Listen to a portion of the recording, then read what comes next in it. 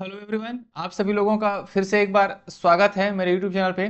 तो आज हम लोग देखने वाले हैं important MCQs video lecture series का। यह हमारा टीचिंग एप्टीट्यूड का शिक्षण अभिक्षमता का पार्ट थर्ड होने वाला है ना। ये आपके UGC net exam, CG set exam और अदर स्टेट के सेट एग्जाम के लिए भी इंपॉर्टेंट होने वाला है। तो चलिए फिर स्टार्ट करते हैं, देखते हैं इंपॉर्टेंट एमसीक्यूज है ना। पार्ट थर्ड है किसका? टीचिंग एप्टीट्यूड का। ठीक है, इससे पहले भी मैंने पार्ट वन और पार्ट टू ऑलरेडी अपने यूट्यूब चैनल पे अपलोड कर दिया है। आप उसको प्ले लिस्ट में जाकर के देख सकते हैं, जिसमें मैंने बहुत सारे क्वेश्चंस को कवर करा दिया है ना। उसका अगला पार्ट है ये पार्ट थर्ड, जिसमें हम लोग देखेंगे टीचिंग एप्टीट्यूड का part third important MCQs video lecture series. चलिए फिर स्टार्ट करते हैं और समझते हैं सबको, है ना। तो सबसे पहला क्वेश्चन देखिए, डिस्कशन मेथड, है ना। ये क्या है? Methods of teaching. Methods of teaching से क्वेश्चन है ये। तो discussion method can be used when. तो डिस्कशन मेथड, चर्चा विधि का उपयोग तब किया जाता है जब the topic is very difficult, the topic is very easy, the topic is difficult in all of the above. तो देखिए, जब वेरी डिफिकल्ट होगा ना टॉपिक को समझाने के लिए, हमें डिस्कशन से नहीं होगा। हमें क्या कराना पड़ेगा? प्रोजेक्ट कराना पड़ेगा, उनको एक्सपीरियंस कराना पड़ेगा उस चीज़ से, तब जाकर के उस टॉपिक को समझाना हमें ईजी होगा। तो वेरी डिफिकल्ट के लिए डिस्कशन मेथड पॉसिबल नहीं है। वेरी इजी है, अगर वेरी इजी है टॉपिक आपका, तो नॉर्मल लेक्चर मेथड से भी हम उसको समझा सकते हैं। तो लेक्चर मेथड इसके लिए काफ़ी होगा। लेकिन थोड़ा बहुत डिफिकल्ट है टॉपिक, तो उस केस में हम इसको डिफिकल्ट वाले केस में, विषय अगर कठिन हो तो फिर हम क्या करेंगे? डिस्कशन मेथड का यूज़ करेंगे, चर्चा विधि का यूज़ करेंगे। इस चीज़ को आप समझेंगे। जब टॉपिक ईजी है तो हम उसको लेक्चर मेथड ये सबसे भी कर सकते हैं। लेकिन टॉपिक हमारे लिए बहुत डिफिकल्ट है तो फिर हमें प्रोजेक्ट कराना पड़ेगा, लेबोरेटरी एक्सपेरिमेंट कराना पड़ेगा। तो ओनली डिस्कशन से ये पॉसिबल नहीं है। तो आंसर क्या हो जाएगा? आंसर इसका फर्स्ट का आंसर है आपका सी। इस प्रकार से आपको जो भी आप पढ़ें उसको यूज़ करना पड़ेगा, है ना। उसके क्योंकि इसमें ऑल ऑफ द एबो है, तो इसको भी बहुत सारे लोगों के द्वारा शायद टिक लगा दे, है ना। बट कोशिश करें इस टाइप के क्वेश्चन को प्रैक्टिस कर ले रहे हैं, ठीक है। और मैं भी बता दूं कि आप लोग कोशिश करें, है ना, हर एक क्वेश्चन का आंसर अपने से देने का। और जितना भी आंसर आपका सही होता है उसको कमेंट बॉक्स में कमेंट करके जरूर बताएं टोटल क्वेश्चन में कितने आपसे सही हुए हैं, ठीक है। चलिए नेक्स्ट क्वेश्चन पे चलते हैं। Team teaching has the potential to develop. देखिए, टीम शिक्षण में विकसित होने की क्षमता है। तो टीचिंग मेथड में मैंने बताया टीम टीचिंग। टीम टीचिंग मतलब ये होता है कि बहुत सारे टीचर, है ना, अलग अलग टॉपिक्स को एक टीम बना करके जब टीचिंग कराते हैं, बच्चों को जो पढ़ाते हैं, उसको बोलते हैं हम टीम टीचिंग।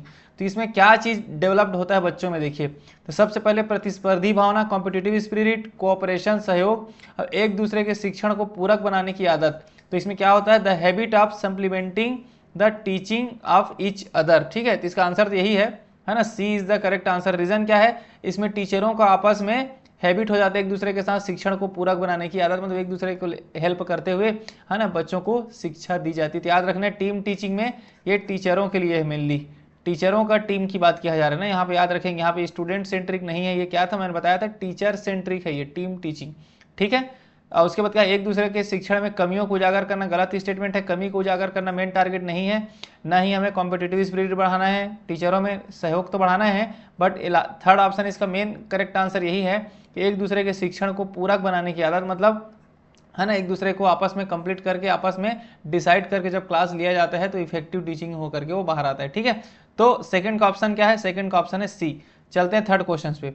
तो which of the following method of teaching encourage the use of maximum sense. देखिए, निम्नलिखित में से शिक्षण की कौन सी विधि अधिकतम इंद्रियों का उपयोग आपको प्रोत्साहित करती है? मतलब आप अपने, बोलते हैं ना, नाक कान आँख सब चीज को एक्टिव रखते हुए जब जो चीज़ों को हम यूज़ होगा, इस प्रकार कौन से मेथड इसमें हम हमारी सभी इंद्रियां, जो हमारी जितनी भी इंद्रियां हैं, है ना, उन सब चीज़ का जब यूज़ हो रहा है ना, वो कौन से मेथड हो रहा है? तो प्रॉब्लम सॉल्विंग मेथड में क्या होगा? ये भी एक पेपर पेन मेथड है ये।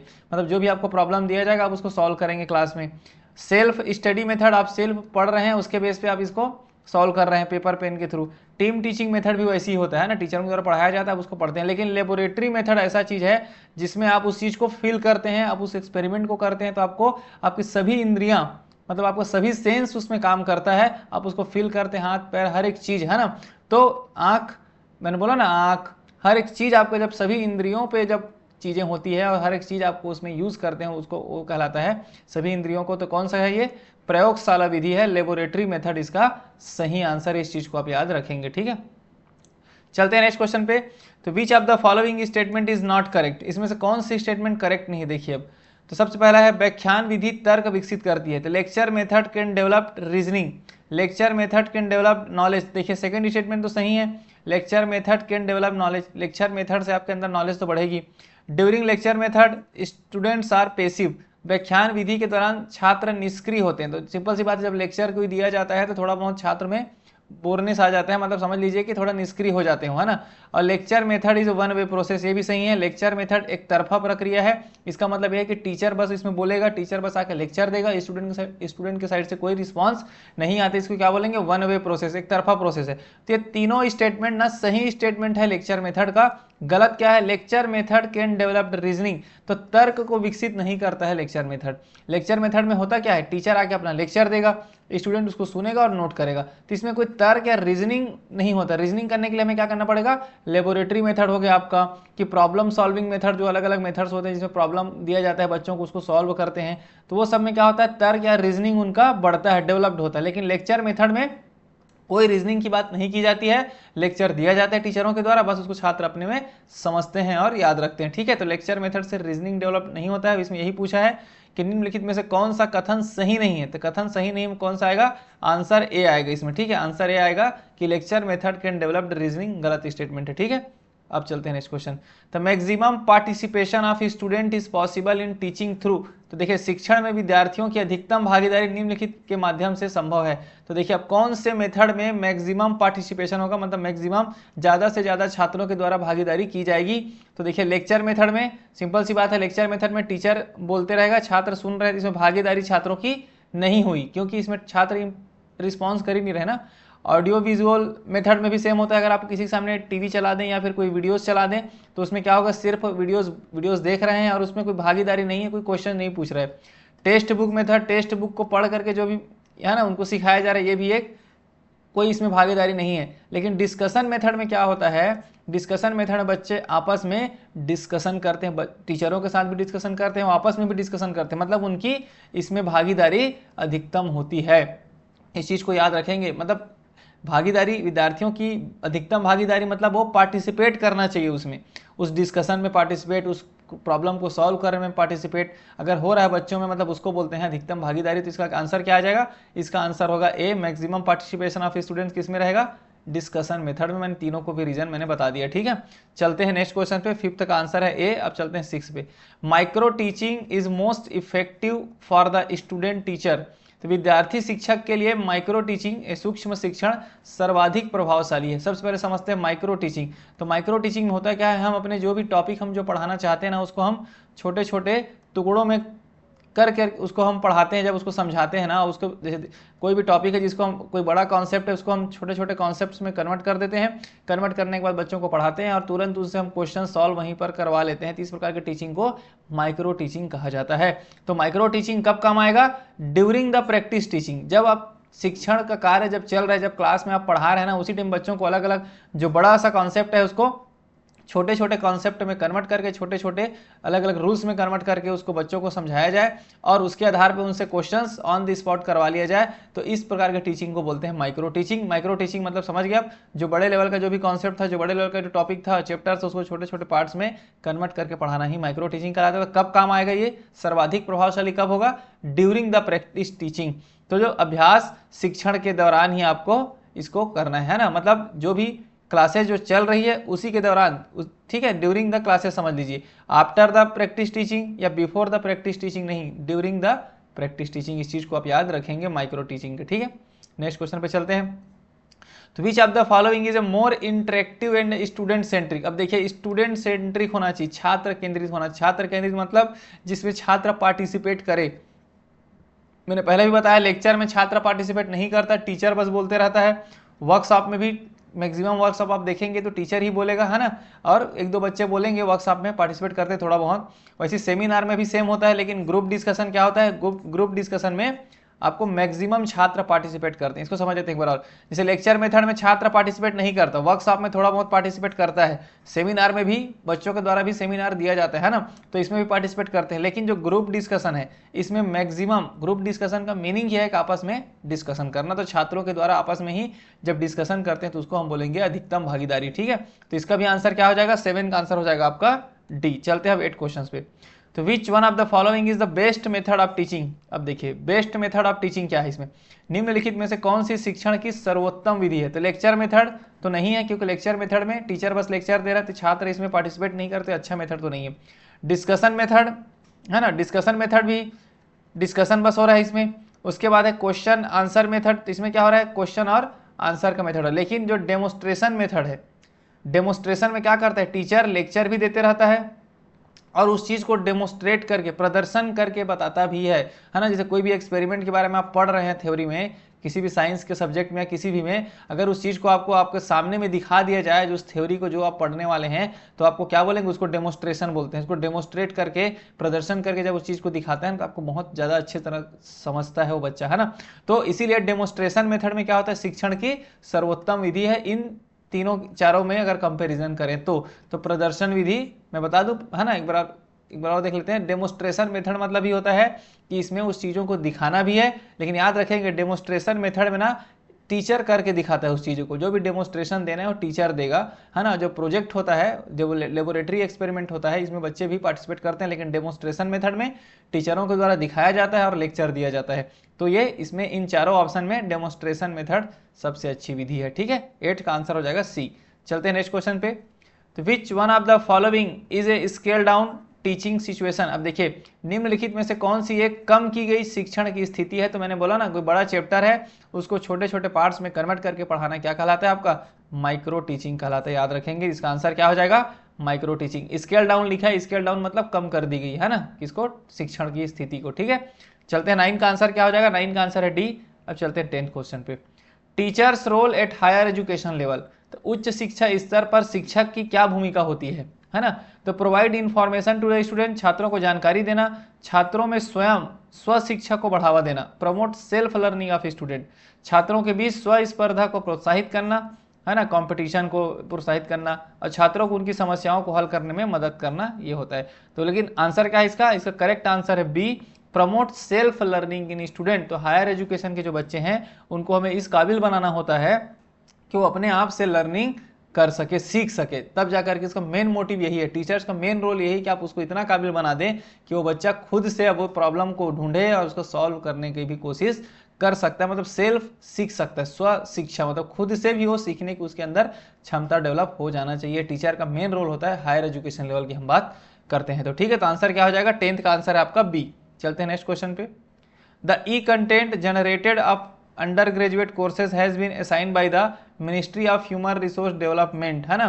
तो मानव संसाधन विकास मंत्रालय द्वारा स्नातक ग्रेजुएशन का, अंडर ग्रेजुएट का पाठ्यक्रम के लिए ई सामग्री तैयार करने का कार्य सौंपा गया है। तो किसके द्वारा तैयार किया जाता है, तो याद रखना है कंसोर्टियम फॉर एजुकेशनल कम्युनिकेशन, शैक्षिक संचार के लिए एक संघ बनाया गया है, जिनके द्वारा ये जो लिखा ना स्नातक पाठ्यक्रम के लिए ई सामग्री बनाने का, तैयार करने का काम सौंपा गया, ठीक है। अब इन्फ्लीनेट जो है ना, ये सॉफ्टवेयर प्रोवाइड कराता है, ठीक है, इस चीज़ को भी याद रखेंगे।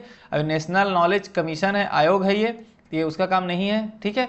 और दूसरा है Indira Gandhi open national open university, ये ओपन यूनिवर्सिटी के बारे में देखता है, मुक्त विश्वविद्यालय को मैनेज करता है, ठीक है। तो ये सब नहीं होगा, ये भी नहीं होगा। इसका आंसर क्या होगा, कंसोर्टियम फॉर एजुकेशनल कम्युनिकेशन, शैक्षिक संचार के लिए संघ के द्वारा ई सामग्री तैयार की जाती है, और इन्फ्लीनेट क्या है, सॉफ्टवेयर प्रोवाइड कराता है, ठीक है। तो 11 का आंसर क्या हो जाएगा, 11 का आंसर है बी। चलते हैं नेक्स्ट क्वेश्चन। ये मूक का फुल फॉर्म क्या होता है ना, बहुत बार सुने होंगे आप लोग मूक, तो इसका फुल फॉर्म क्या होता है, मेसिव ओपन ऑनलाइन कोर्स। क्या होता है, मेसिव ओपन ऑनलाइन कोर्स। 12 का आंसर है सी। क्वेश्चन कभी कभी इस प्रकार से भी क्वेश्चन पूछा जा सकता है। अगला चलते हैं। डिजिटल इंपावरमेंट मीन्स, डिजिटल सशक्तिकरण का मतलब क्या है, देखिए। तो सार्वभौमिक अंकीय साक्षरता, universal digital literacy, universal access to all digital resources, सभी डिजिटल संसाधनों तक सार्वभौमिक पहुंच, मतलब जितने भी डिजिटली जो भी चीज़ें हमारे पास है वो सभी लोगों तक पहुंचे, है ना। सहभागी शासन के लिए सहयोगात्मक डिजिटल मंच, तो collaborative digital platform for participative government, तो गवर्नमेंट के लिए भी हमें डिजिटली प्लेटफॉर्म प्रोवाइड कराना, और क्लाउड के माध्यम से व्यक्तियों के लिए सभी अधिकारों की पोर्टेबिलिटी, तो portability of all entitlements for individuals through the cloud. तो ये सभी की सभी पॉइंट जो है ना, पीआईबी जो होता है, क्या बोलते हैं, प्रेस इंफॉर्मेशन ब्यूरो के द्वारा बताया गया है कि डिजिटल इंपावरमेंट के सभी पॉइंट डिजिटल सशक्तिकरण की बात करता है। तो इसका आंसर क्या हो जाएगा, इसका आंसर है आपका डी, 1 2 3 4 सभी स्टेटमेंट, ठीक है। चलते हैं नेक्स्ट क्वेश्चन पे। अब आगे देखिए, heuristic method of teaching was developed by, तो शिक्षण की अनुमानी पद्धति का विकास किसके द्वारा किया गया है, तो मैंने बताया भी है, आर्मस्ट्रॉन्ग के द्वारा, H.E. आर्मस्ट्रॉन्ग के द्वारा इस पद्धति का क्या किया गया, डेवलप्ड किया गया। अभी देखेंगे इस पद्धति के एग्जैक्ट क्या होता है इस मेथड में नेक्स्ट क्वेश्चन आने वाले क्वेश्चंस में, ठीक है। तो इस चीज को याद रखेंगे, ह्यूरिस्टिक मेथड ऑफ टीचिंग क्या है, आर्मस्ट्रांग के द्वारा, ठीक।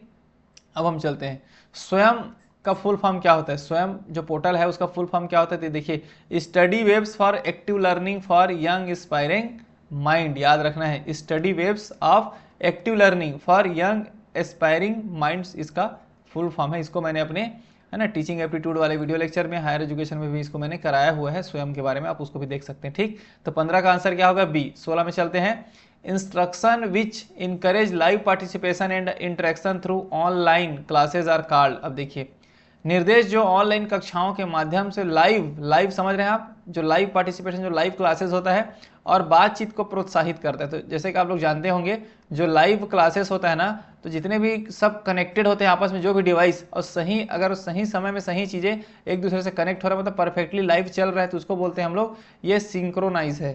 क्या बोलते हैं, सिंक्रोनाइज है पूरा सिस्टम, है ना। लेकिन अगर लेट में आ रहा है, मान लीजिए क्लासेस पहले 15 मिनट पहले क्लासेस टीचर के द्वारा बोल दिया गया है, जो भी लेक्चर दे रहे हैं वो 15 मिनट बाद स्टूडेंट तक पहुंच रहा है, तो इसको बोलते हैं अनसिंक्रोनाइज है, वो सिंक्रोनाइज नहीं है। तो सिंक्रोनाइज मतलब होता है कि लाइव चीज़ें वो चली, है ना, उसको डायरेक्टली लोगों तक पहुंचाया जा रहा है। जैसे कोई भी हम लोग क्रिकेट का मैच भी देखते हैं तो लाइव चलता है ना, तो उसको हम क्या बोलेंगे, सिंक्रोनस इंस्ट्रक्शन बोलते हैं, ठीक है।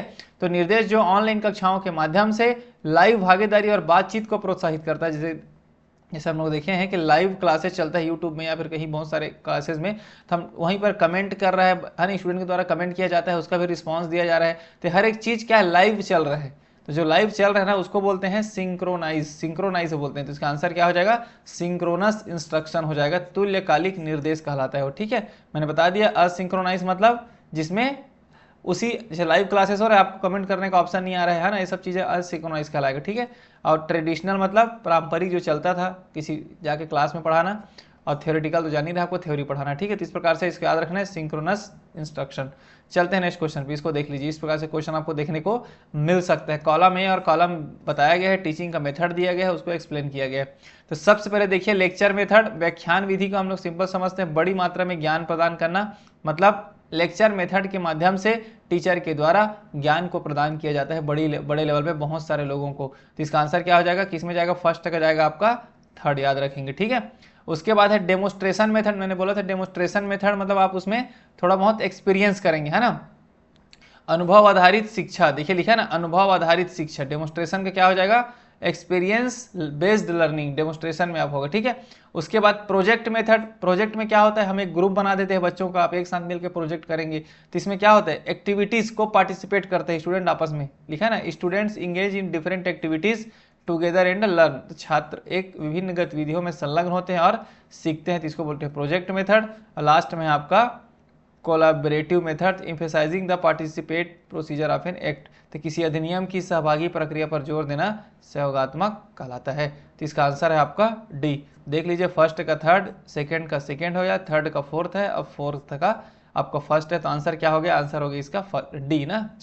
यहाँ पे याद रखेंगे ये 26 नहीं है, क्या है, क्वेश्चन नंबर 17, क्वेश्चन नंबर 17 का आंसर क्या हो गया आपका, डी। चलते हैं next question, Gyan Darshan launched by the IGNOU Indira Gandhi national open universities refers to which one of the following. तो बता दूं ज्ञान दर्शन इग्नू के द्वारा लॉन्च किया गया था, ये क्या है, ये satellite based educational TV channel है, याद रखेंगे, satellite based educational TV channel है ये, ठीक है। तो इसका आंसर क्या हो जाएगा, ए हो जाएगा। एफएम रेडियो नेटवर्क नहीं है, एकेडमिक नेटवर्क नहीं, ना ऑनलाइन कोर्सेज नहीं है, इस चीज को भी याद आप रखेंगे। नेक्स्ट क्वेश्चन पे चलते हैं, तो which of the following instruction design is a part of Swayam launch by government of India. तो स्वयं के अंदर क्या क्या चीजें हैं, ई ट्यूटोरियल है ना, आपको ऑनलाइन पढ़ाया जाता है, असेसमेंट होता है, उसमें आप टेस्ट दे सकते हैं, मूल्यांकन होता है, ई कंटेंट आपको पीडीएफ मिल जाता है जो भी आप कोर्सेज कर रहे हैं उसका, और एक है चर्चा मंच, आपको डिस्कशन फोरम भी दिया जाता है कि आप उसमें कुछ भी चीज़ों को डिस्कशन कर सकते हैं जिससे टीचरों से भी क्वेश्चंस पूछ सकते हैं। लेकिन क्लासरूम टीचिंग नहीं है, क्लासरूम टीचिंग मतलब ये ऑफलाइन टीचिंग हो गया, है ना, तो ये पॉसिबल नहीं है स्वयं में। तो स्वयं में 1 2 3 ये 4 पॉइंट पॉसिबल है, मतलब 1 2 3 और 4। अब देख लीजिए आप 1 2 3 और 4, ठीक है ना, 5, अच्छा ये 5 नंबर है ना, याद रखेंगे 5 है तो यहाँ पर होगा ये, ठीक है, क्लासरूम टीचिंग, ठीक है, इसे मिटा देते हैं। क्लासरूम टीचिंग कहाँ पे है, नीचे में, तो 1 2 3 4 आपका इसका सही आंसर है। ठीक है, सी इज द करेक्ट आंसर। अब चलते हैं नेक्स्ट। व्हाट इज स्वयं? स्वयं है क्या चीज, है ना। स्वयं क्या है? तो digital program to achieve the principles of education, शिक्षा के सिद्धांतों को प्राप्त करने के लिए एक डिजिटल कार्यक्रम है ना। इस चीज को भी याद रखेंगे। 20 का आंसर क्या हो जाएगा? 20 का आंसर है आपका बी, नॉन गवर्नमेंटल ऑर्गेनाइजेशन। ये सब चीज फोकस नहीं करना है, एक digital program to achieve the principles of education. ठीक, 21 पे चलते हैं अब। ये क्वेश्चन अच्छा क्वेश्चन है। Identify the sequence which correctly indicate the order of ensuring teaching learning activities in a constructivistic approach. तो उस अनुक्रम को पहचाने जो रचनात्मक दृष्टिकोण से शिक्षण अधिगम गतिविधियों को सुनिश्चित करने के क्रम को सही ढंग से इंगित करता है। तो सबसे पहले आपको क्या करना पड़ेगा? अगर आपको क्रिएटिविटी बनना है, अगर क्रिएटर बनना है, अच्छी चीज़ आप सीख रहे हैं, रचनात्मक दृष्टिकोण को देखेंगे, तो सबसे पहले आपको उसमें पार्टिसिपेट करना पड़ेगा। फिर उस चीज़ को आपको पढ़ना पड़ेगा। मान लीजिए आप किसी भी चीज़ को आप करना चाहते हैं, सबसे पहले आप उसमें पार्टिसिपेट करेंगे, उस चीज़ को आप करेंगे, करने के बाद उसको एक्सप्लेन करेंगे, फिर उसको मूल्यांकन करेंगे, लास्ट में फिर उसको आगे बढ़ाने की कोशिश करेंगे, विस्तार करेंगे। तो इसका आंसर क्या है आपका? इसका आंसर है D. D is the correct answer, है ना। तो सबसे पहला क्या है? इंगेज होना, मतलब संलग्न होना है। उस जिस भी चीज़ को आप करना चाहते हैं ना, सबसे पहले उसमें इंगेज होंगे। इंगेज होने के बाद उसका हम क्या करेंगे? एक्सप्लोर करेंगे, उस चीज़ को सीखने का ट्राई करेंगे, क्या क्या चीज़ें हैं इसमें। फिर उसको हम समझेंगे, एक्सप्लेन करेंगे, है ना। जब समझ जाएंगे तभी एक्सप्लेन करेंगे, फिर उसका मूल्यांकन करेंगे, और अगर हमें लगेगा सब रिजल्ट हमारा सही है, तब जाकर के उसको हम विस्तार करेंगे और आगे बढ़ा देंगे, एक्सटेंड करेंगे। तो आंसर क्या है इसका? 21 का आंसर है आपका डी। ठीक है, चलते हैं नेक्स्ट क्वेश्चन पे। 22 क्वेश्चन देख लेते हैं। In which of the following method of teaching the student has to find out the answer to his her own problem by unaided efforts. तो शिक्षण की निम्नलिखित में से कौन सी पद्धति में छात्र को अपनी समस्या का उत्तर बिना किसी सहायता के स्वयं खोजना होता है? तो इसी मेथड को बोलते, मैंने बताया था, अभी आगे हम देखेंगे। तो क्या ये ह्यूरिस्टिक मेथड यही है कि इसमें स्टूडेंट खुद से अपनी समस्या का समाधान निकालने की कोशिश करता है और उसको निकालता भी, समाधान फाइंड भी करता है बिना किसी के सहायता के। तो इस मेथड को क्या बोलते हैं? ह्यूरिस्टिक मेथड आपको इसको बोला जाता है, अनुमानी विधि। सिंपल सी बात है, बच्चा क्या करेगा? अगर उसको मान लो किसी की सहायता नहीं लेना है उस चीज़ को सॉल्व करने के लिए, तो क्या लगाना पड़ेगा? अनुमान ही तो लगा करके वो आगे उसको सॉल्व करने का कोशिश करेगा। इसीलिए इसको क्या बोल रहे हैं? अनुमानी विधि। देखिए हिंदी में अगर हम पढ़ रहे हैं तो बहुत आसानी से हमें समझ में आ रहा है, अनुमानी विधि। अनुमानी मतलब ये हो रहा है कि अनुमान लगाना। अनुमान कैसे लगाएगा? जब उसको कोई हेल्प करने वाला नहीं होगा, उस एक समस्या है, एक समस्या को उसको सॉल्व करना है उस बच्चे को, है ना, स्टूडेंट को, उसको जब उसको कोई सहायता देने वाला नहीं है उस चीज़ को सॉल्व करने के लिए, तो एक अनुमान के आधार पर ही तो उसको सॉल्व करने का कोशिश करेगा। इसीलिए इसको बोलते हैं ह्यूरिस्टिक मेथड और हिंदी में अनुमानी विधि। ठीक है, तो 22 का आंसर हो गया बी। चलते हैं नेक्स्ट क्वेश्चन पे। शिक्षार्थी केंद्रित दृष्टिकोण शिक्षक की जरूरतों पर केंद्रित है, गलत स्टेटमेंट है। अगर हम लर्नर सेंटर्ड अप्रोच की बात करते हैं तो शिक्षा किसके सेंटर, इसमें मेन जरूरत को किसका जरूरत को ध्यान दिया जाएगा? इसमें स्टूडेंट की जरूरतों को ध्यान दिया जाएगा ना। अगर हम स्टूडेंट सेंट्रिक छात्र केंद्रित टीचिंग मेथड की हम बात करते हैं, कि टीचिंग अप्रोच की बात करते हैं, तो किनकी जरूरतों को देख करके पढ़ाया जाता है? स्टूडेंट की नीड्स को देख करके पढ़ाया जाता है। लिखा है ना, शिक्षकों की जरूरत को नहीं, किसकी? छात्रों की जरूरत आएगी इसमें, इसलिए पहला स्टेटमेंट गलत। शिक्षार्थी केंद्रित दृष्टिकोण विषय वस्तु के संयोगात्मक निर्धारण पर केंद्रित है, ये स्टेटमेंट सही है। तो learner centred approach is centred on cooperative determination of subject matter. शिक्षार्थी केंद्रित दृष्टिकोण विषय वस्तु के संयोगात्मक, मतलब एक दूसरे के सहयोग करते हुए आगे हमें टीचिंग करना है, तो सही स्टेटमेंट है। तो स्टेटमेंट फर्स्ट इनकरेक्ट है, स्टेटमेंट सेकंड इज करेक्ट है। तो answer D, statement first is incorrect but statement second is correct. Question number कितना है? क्वेश्चन नंबर 23 का आपको हो जाएगा आंसर डी। चलते हैं 20 नंबर 4 क्वेश्चन नंबर, है ना, 24। अब आते हैं, स्वयं Prabha is a educational platform learning initiated by the digital channels. किनके द्वारा इसको इनिशिएट किया गया है? स्वयं प्रभा डिजिटल चैनलों द्वारा शुरू किया गया एक शिक्षण मंच है। इस चीज़ को याद रखेंगे।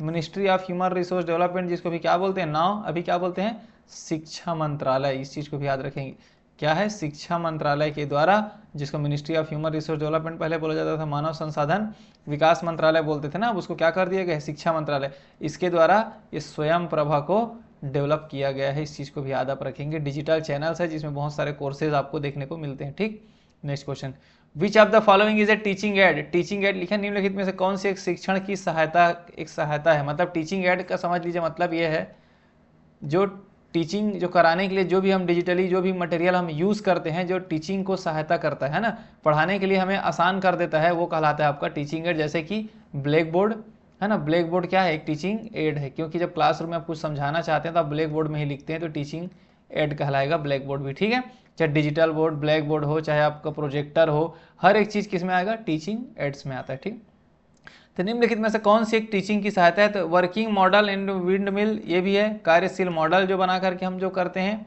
टेप रिकॉर्डर से भी हम बच्चों को सिखा सकते हैं, फिल्म प्रोजेक्टर से भी हम बच्चों को बता सकते हैं, तो इसका ऑल ऑफ द एबो इज द करेक्ट आंसर होगा। ठीक है, सब के सब क्या है, टीचिंग एड। आपको 25 का आंसर क्या हो जाएगा, 25 का आंसर है आपका डी। ठीक है, चलते हैं नेक्स्ट क्वेश्चन 26 पे।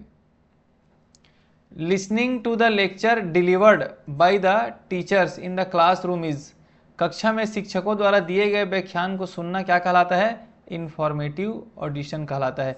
सिर्फ अगर मान लो टीचर लेक्चर दे रहा है, आप उसको सुन रहे हैं, तो उसको क्या बोलेंगे, उसको बोलेंगे इंफॉर्मेटिव, क्योंकि आपको जानकारी मिल रही है, बस मूल्यांकन नहीं बोलेंगे, क्योंकि उसमें कोई आपको कोई असेसमेंट नहीं हो रहा है, आपको कोई पेपर नहीं हो रहा है, ना ही कोई ऑडिशन हो रहा है, इसमें ना कोई विकल्प नहीं है, ना आप देखते हैं। इसका आंसर क्या है, इसका आंसर है आपका ए, इंफॉर्मेटिव ऑडिशन। ठीक है, 27 चलते हैं। Why do teachers uses teaching add, तो शिक्षक शिक्षण सहायता का उपयोग क्यों करता है, सिंपल सी बात है, कोई भी टीचर जो भी मटेरियल है, चाहे डिजिटल बोर्ड है कि अलग अलग जो चीज़ें हैं, मॉडल्स है, इसको क्यों यूज़ करेगा, यूज़ करने के पीछे रीज़न क्या है, to teach within understanding level of student, छात्रों की समझ के स्तर के भीतर पढ़ाना, ताकि छात्रों के उस लेवल पे जा करके, छात्रों को हमें पता है कि स्कूल के बच्चों को पढ़ाना है, तो हमें उनके लेवल पे जा करके पढ़ाना है, उनको चीज़ों दिखाना पड़ेगा, मॉडल्स को, जिसको आप बताना चाहते हो, जिस भी कॉन्सेप्ट को आप सिखाना चाहते हो। तो इसका आंसर क्या हो जाएगा, इसका आंसर है आपका बी। लास्ट क्वेश्चन है बस एक, which one of the following belongs to projected aid. अब प्रोजेक्टेड मतलब जो भी प्रोजेक्टर हम यूज़ करते हैं उसमें कौन कौन सा है जो प्रोजेक्टर के अंतर्गत आता है, तो ब्लैक बोर्ड तो नहीं आता है ना, ब्लैक बोर्ड अलग चीज़ हो गया, डायरोमा भी नहीं आता है, एक ग्लोब तो आपको पता होगा, ग्लोब जो है जियोग्राफी में यूज होता है, ये भी एक प्रोजेक्टर नहीं है। इपीडिया स्कोप जो है ना, ये क्या है, एक प्रोजेक्टर के अंतर्गत आता है।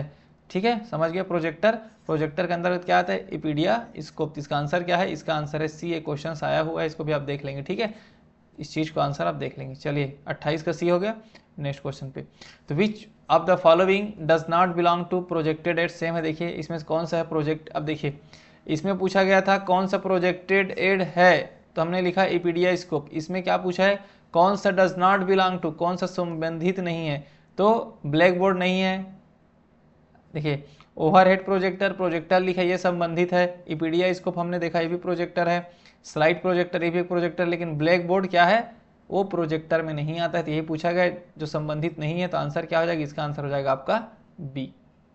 अगला question, the following teaching aids can be used by teacher in the classroom as a live interactive device. अब देखिए इसमें से कौन कौन सी चीजें हैं जो सहायक सामग्री का उपयोग एक शिक्षक द्वारा कक्षा में लाइव इंटरेक्टिव डिवाइस के रूप में किया जा सकता है। इसका आंसर देख लीजिए, 30 का आंसर क्या है, 30 का आंसर है आपका बी 2, 3। देखिए स्काइप का पता होगा, आप स्काइप के थ्रू ऑनलाइन कनेक्ट होते हैं, ऑनलाइन चैट भी होता है, टेली कॉन्फ्रेंसिंग होता है, ये सब का यूज़ हम टीचर कर सकता है। ईमेल का यूज़ नहीं कर सकता है, लाइव नहीं होता है ईमेल, जो भी आप सेंड कर देंगे ईमेल के थ्रू आएगा, फेसबुक से भी नहीं होगा ना, ब्लॉग से भी नहीं होगा। आंसर क्या होगा, स्काइप, ऑनलाइन चैट या फिर टेली कॉन्फ्रेंसिंग जो होता है ना, ये सब 3 चीज़ें हैं जो टीचर लाइव इसमें क्लास लेता है। तो आंसर क्या हो जाएगा, 2, 3, 4 is the correct answer, B is the correct answer. ठीक है, अब देख लेते हैं कुछ। टेलीविजन क्या है, तो ऑडियो विजुअल ऐड है, ये याद रखना है। टेलीविजन में क्या होता है, ऑडियो भी आपको देखने को मिलेगा और वीडियो भी देखने को मिलेगा, तो ऑडियो विजुअल ऐड बोलते हैं इसको। ठीक है, तो आंसर क्या हो जाएगा बी, सॉरी सेकंड 31 का। 32 का answer, identify media resources that may be helpful in the teaching learning process. Media संसाधनों की पहचान करें जो शिक्षण सिखाने की प्रक्रिया को सहायक हो सकते थे। न्यूज़पेपर भी है आपका, कोई भी पिक्चर आप देखते हैं, एग्जीबिशन जो प्रदर्शन हम करते हैं ना, प्रदर्शनी जो लगाते हैं, एग्जीबिशन, ये सब चीज़ें टीचिंग के लिए, टीचिंग लर्निंग प्रोसेस में हेल्प करते हैं। तो आंसर क्या हो जाएगा, आंसर इसका है ऑल ऑफ द एबोव। अब लास्ट क्वेश्चन, इज ए, है ना, fill in the blanks, is a instructional strategy and a type of blended learning which requires pupils complete readings at home and work on live problem solving during the class। देखिए एक अनुदेशात्मक रणनीति है और एक प्रकार की मिश्रित शिक्षा है जिसके लिए विद्यार्थी को घर पर पूरी पढ़ाई करनी होती है और कक्षा के दौरान लाइव समस्या पर समाधान पर काम करना होता है। मतलब बच्चा पहले से पढ़ के आएगा, वो चीज़ों को पूरी पढ़ाई करनी होती है और कक्षा में आने के बाद उस चीज़ को डिस्कशन किया जाता है, उसका फिर जो भी समस्या है उसको समाधान किया जाता है। इसको किस प्रकार का शिक्षा बोलते हैं, क्या बोलेंगे इसको, फ्लिप्ड क्लासरूम। इसका आंसर क्या है, फ्लिप्ड क्लासरूम। हाइब्रिड मतलब समझते हैं, हाइब्रिड मतलब यह होता है कि जो डिजिटल बोर्ड के माध्यम से जो पढ़ाते हैं ना, डिजिटल बोर्ड के माध्यम जिसमें हम ऑनलाइन और ऑफलाइन दोनों टीचिंग कर सकते हैं, ठीक है, इसमें पूरे सब लोग आपस में कनेक्टेड होंगे, उसको हाइब्रिड बोला जाता है। वर्चुअल और गूगल क्लासरूम, लास्ट में क्या है, फ्लिप्ड क्लासरूम। फ्लिप्ड क्लासरूम में यही चीज़ है कि बच्चा पहले से पढ़ के आएगा, पूरी घर में पूरी तैयारी करके आएगा, फिर आने के बाद लाइव समस्या का समाधान करना फ्लिप्ड क्लासरूम कहलाता है, ठीक है। तो 33 क्वेश्चन का आंसर हो गया सी। तो इस प्रकार से हम लोगों ने टोटल 33 क्वेश्चंस को देखे हम लोगों ने टीचिंग एप्टीट्यूड में, जिसमें टीचिंग मेथड से संबंधित, टीचिंग एड से संबंधित हम लोगों ने क्वेश्चन सॉल्व किया है, ठीक है। तो हम लोगों ने बहुत डिटेल में समझा है। जो कुछ भी आपको डाउट होता है आप कमेंट बॉक्स में पूछ सकते हैं, है ना। कुछ चीज़ें आपको लगेगा उस सब चीज़ों को आप कमेंट बॉक्स में लिख सकते हैं। कितना सही हुआ इसको जरूर आप कमेंट बॉक्स में बताएं, है ना। उम्मीद करता हूँ वीडियो अच्छा लगा होगा। चैनल को सब्सक्राइब कर देना, वीडियो को लाइक कर देना और अपने दोस्तों में शेयर कर देना। मिलते हैं नेक्स्ट वीडियो लेक्चर में, तब तक के लिए बहुत बहुत आप सभी लोगों का धन्यवाद।